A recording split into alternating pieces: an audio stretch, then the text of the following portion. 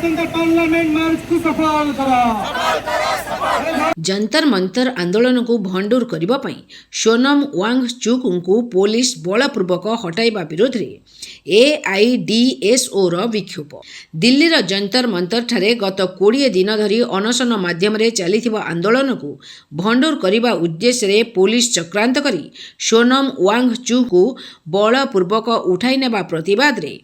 एवं अनशनकारी सहित गणतांत्रिक उपाय रे आलोचना करिबा,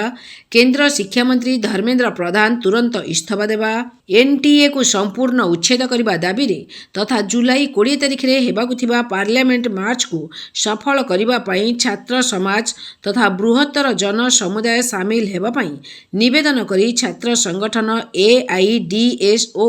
कटक जिला कमिटी पक्षरु रेभेन्सा विश्वविद्यालय सम्मुख रे एक विक्षोभ अनुष्ठित हो जाइछि। एही विक्षोभ रे AIDSO राज्य परिषद उपसभापति भाग्यरवि दास, संपादक मंडली सदस्य विनोद सेठी, संगठनर कटक जिला कमिटी सभापति ईशा धर, उपसभापति शिवानी साहू, संपादक मंडली सदस्य ज्योत्स्नाराणी दास, सरोज मानसिंह, भाग्यश्री प्रधान, जिला कमिटी सभ्य सत्यव्रत मुदुली, कशक जेना, गायत्री साहू, सरोज बेहेरा, राजेश नायक प्रमुख उपस्थित रहिथिले।